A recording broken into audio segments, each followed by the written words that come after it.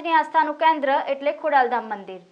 21 જાન્યુઆરીએ ખોડાલધામ મંદિરને 7 વર્ષ પૂરા થવાના ઉપલક્ષમાં 3 સંકલ્પ લેવામાં આવ્યા હતા, જેમાંથી એક એટલે આરોગ્ય, જે અંતર્ગત રાજકોટના અમરેલી પાસે ખોડાલધામ કેન્સર હોસ્પિટલનું ભૂમિપૂજન 21 જાન્યુઆરીના રોજ કરવામાં આવશે।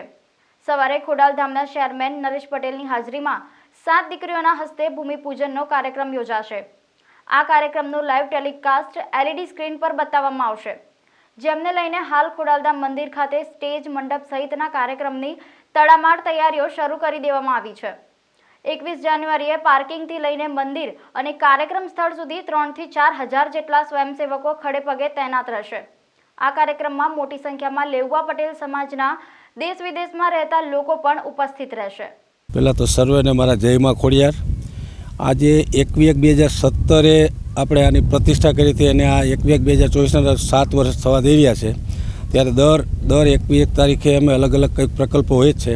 તો એ પ્રકલ્પ રૂપે જ્યારે 21/2017 રોજ અમારા ચેરમેન ભાઈ શ્રી નરેશભાઈએ જાહેર કર્યું કે 3 પ્રકલ્પ, એમાં એક શિક્ષણ, આરોગ્ય અને 3 પ્રકલ્પનો એક પ્રકલ્પ આજે સાકાર કરવા જઈ રહ્યા છીએ, જે છે આરોગ્ય। આરોગ્ય અત્યારે આરોગ્યમાં કેન્સર હોસ્પિટલનું ભૂમિપૂજન કરવા રાજકોટથી 20 કિલોમીટર નજીક અમરેલી ગામ છે, ત્યાં 50 એકર જમીન ખરીદી છે અને એમાં 21/2024ના રોજ ખોડાલધામ કાગવડથી વર્ચ્યુઅલ આપણે એનું ભૂમિપૂજન કરવા જઈ રહ્યા છીએ।